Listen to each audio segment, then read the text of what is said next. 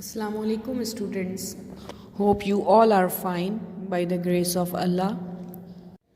Students, as we have done 2 units before, first unit the last sermon of the Holy Prophet and the second unit Shah Abdul Latif, we have done both of them. So we'll start from third unit as per board's reduced syllabus.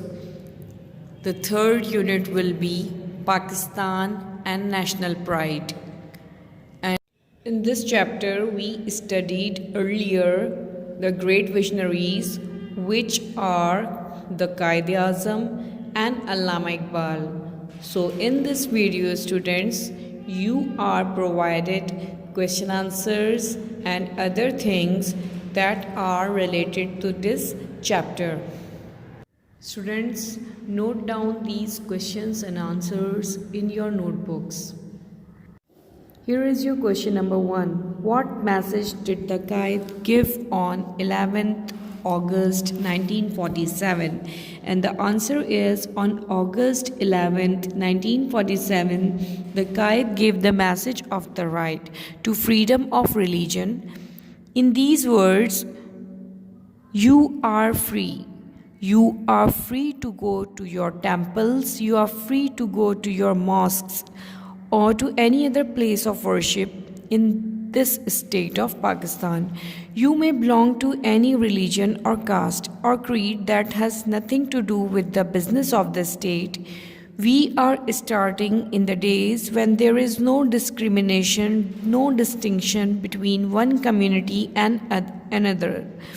We are starting with this fundamental principle that we are all citizens and equal citizens of one state.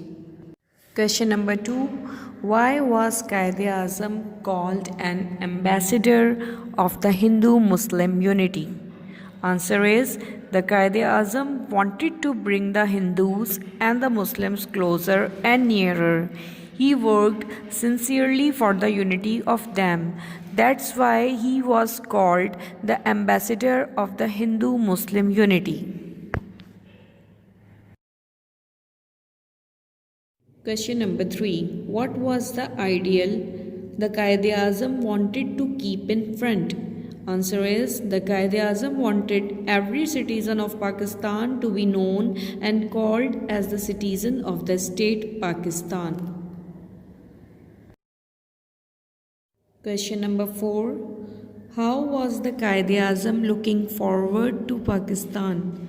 Answer is, the Quaid-e-Azam was sure that with the support and cooperation of the people, Pakistan could become one of the greatest nations of the world.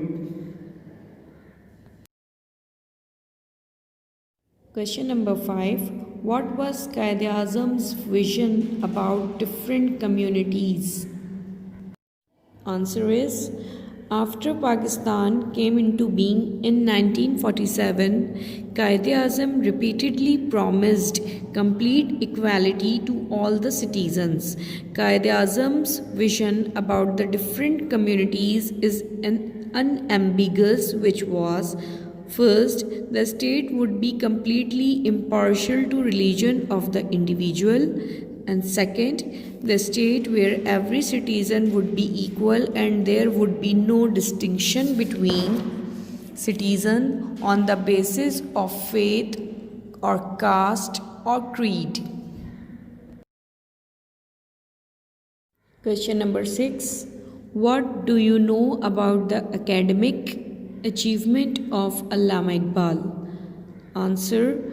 After completing his early education in his hometown Sialkot, Allama Iqbal went to Government College, Lahore in 1895. He passed MA in 1899 from the University of Punjab. In 1905, he left for England for higher studies and got a law degree from London. In 1908, Munich University awarded him PhD degree for his work on Persian philosophy.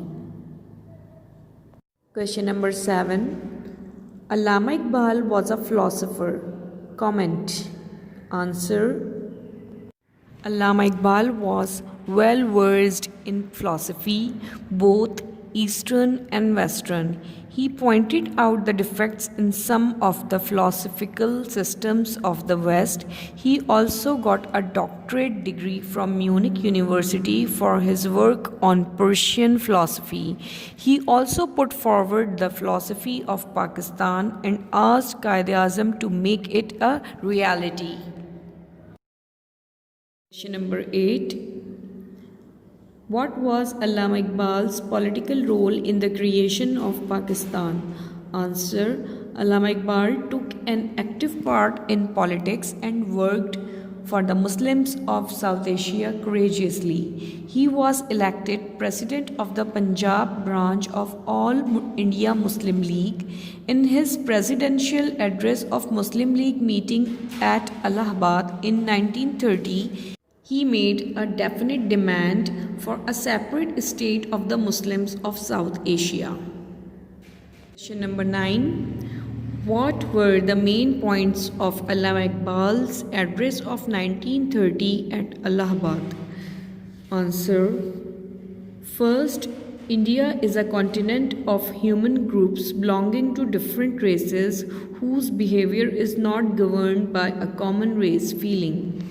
Second, the principle of European democracy thus cannot be applied to India. Third, I would like to see the Punjab, NWFP, Sindh and Balochistan united under a single Muslim state because the Muslims are anxious to have a separate state. Question number 10. What did Allama Iqbal say about Islam in his presidential address in 1930? Answer. Allama Iqbal said, I have learned one lesson from the history of the Muslims. At difficult moments in their history, it is Islam that has saved Muslims and not Muslims that have saved Islam. If today you put your faith in Islam, you will become strong and united once again and save yourselves from complete destruction. Question number 11. Why did Allama Iqbal want a separate state for the Muslims of India? Why did Allama Iqbal demand for Pakistan? Answer. Allama Iqbal was fully aware of the problems of Indian Muslims. He knew very well that the Hindus would never allow them to develop freely. He wanted to save Muslims from the rule of non-Muslims. The Muslims awoke from their sleep as a result of Iqbal's efforts. Question number 12. Why is Allama Iqbal respected all over Pakistan? Answer. Allama Iqbal played a major part in the creation of Pakistan. He made a definite demand for Pakistan for the first time in 1930. Afterwards, he convinced Quaid-e-Azam to work for the independence. He is therefore respected for his great contribution towards making Pakistan. Question number 13. Write down few sentences on Allama Iqbal. Answer. Allama Iqbal was a great poet, philosopher and politician. He believed that faith in Islam made the Indian Muslims one nation, separate and apart from the Hindus. He always advised Muslims to remain true to their faith. He played a major role in the creation of Pakistan. Question number 14. How did Quaid-e-Azam praise Allama Iqbal's role in a message on his death? Answer. The Quaid said, to me, he was a friend, a guide, and a philosopher, and during the darkest moments through which the Muslim League had to go, he stood like a rock. The Quaid-e-Azam appreciated his services for Pakistan wholeheartedly.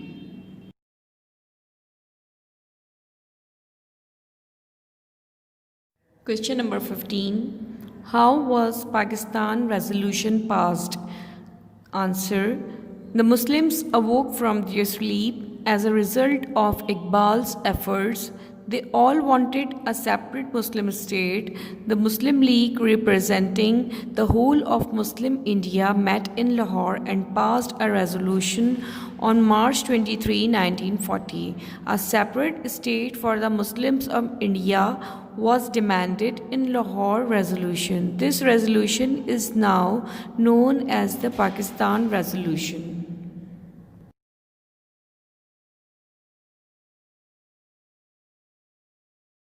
At page number 85, we have to find out the names of the students who collected information on the following topics. You have to write the answers in your notebook. Now we'll start from A. Personality and achievements of Quaid. Who wrote this topic? The answer is Tahira. B. Political acumen and contribution of Allama Iqbal. Who wrote this topic? This topic was written by Farheen. The Quaid's aspirations for the Muslim is written by Huma. Allama Iqbal's aspirations for the Muslims is written by Tahira. Personality and achievements of Allama Iqbal was written by Lubna. The Quaid's political acumen and contribution is written by Tahira. At page number 85, students, in exercise 3, you have to find out these words in this chapter. You have to read this chapter again and underline these words when you find them. Page number 86, students, in exercise 5, you have to write true and false, which has been done for you. You can have a look and do it in your notebooks. Students, at page number 87, we have exercise 6, in which we are given first pact of each quote in table A and the second pact of that sentence in table B. So we have to recognize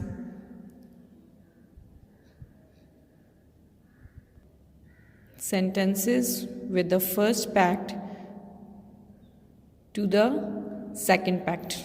Like in table A, we see that you are free to go to your temples. Now we have to find in table B the second pact of this sentence. Now we have found D. You are free to go to your temples. You are free to go to your mosques or to any other place of worship in this state of Pakistan. Now look at the second sentence in table A. To me, he was a guide. He was a friend, guide, and philosopher. It's the first pact. Now we have to find its second pact in table B. And during the darkest moments through which the Muslim League had to go, he stood like a rock. So students, likewise, you have to do yourselves from 3 till 7. You have to do this exercise in your notebooks. You are free to go to your temples. We have found its answer in option D. You are free to go to your mosques or to any other place of worship in this state of Pakistan. So D is the answer of the first sentence. So we'll write D here. To me, he was a friend, guide, and philosopher. And during the darkest moments through which the Muslim League had to go, he stood like a rock. So the answer of second sentence in table A is here, F. So we'll write here F. Students, you have to make charts in your copies and you have to do the work. In exercise 7, students, you have to find out when and where these words spoken. So you have to write 7 sentences in your notebooks and you have to answer when and where these words were spoken. Like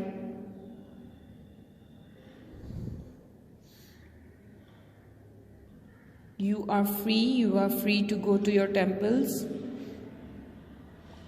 This sentence was spoken on August 1947 in the Constitution Assembly of Pakistan. The Quaid-e-Azam said these words. This is the answer of first sentence. So the remaining sentences you have to find out when and where these sentences were spoken and who spoke these sentences. You have to answer in exercise 7. Page number 91, students. Exercise 2 is here and we have to fill these blanks with the correct form of the passive voice. We are given verbs in brackets, so we'll start putting suitable passive form in the blanks. The northern part of the country was hit by a massive earthquake this morning. The entire infrastructure was damaged very badly.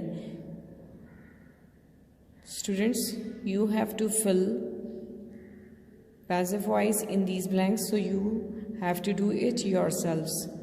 You have to do this exercise in your notebooks. After doing this in exercise 3, you have to read this passage.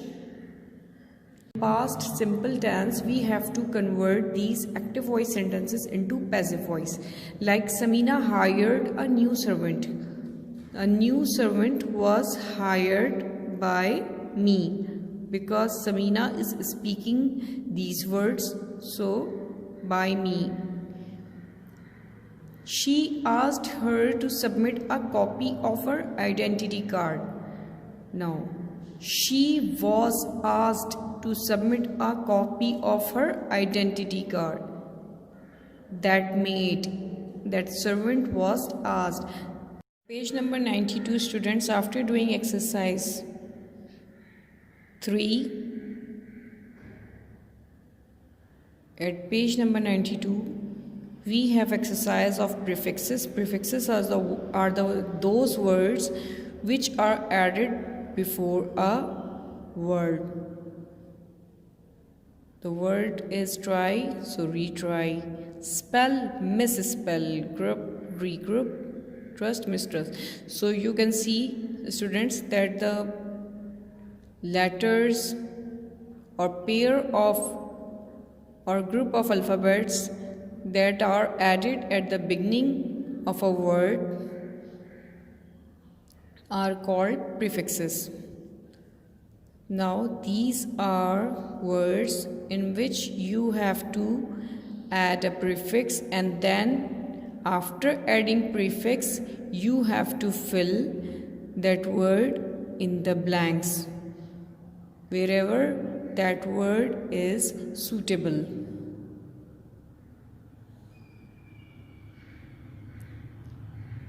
At page number 93,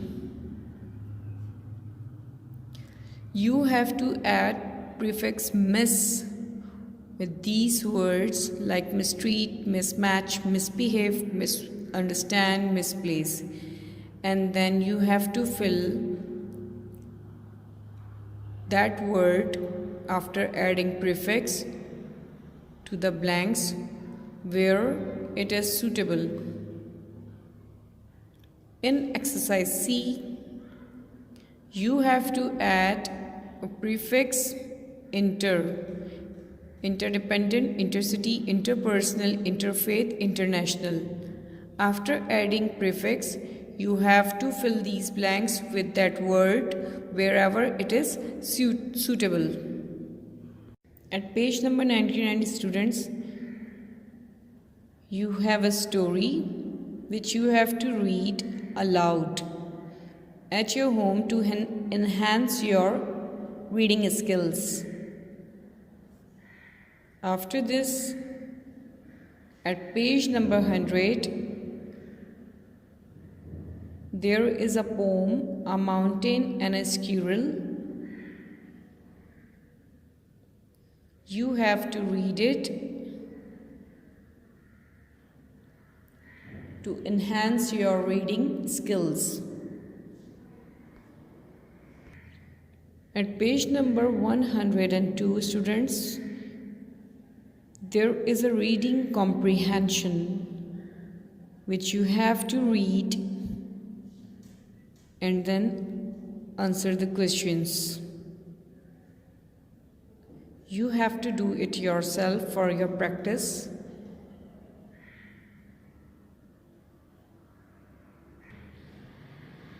Here is your model test paper, which you have to do at your home. At page number 102 till 106. Practice solving model test paper at home. It will help for the preparation of exams. Take care, students. Allah Hafiz.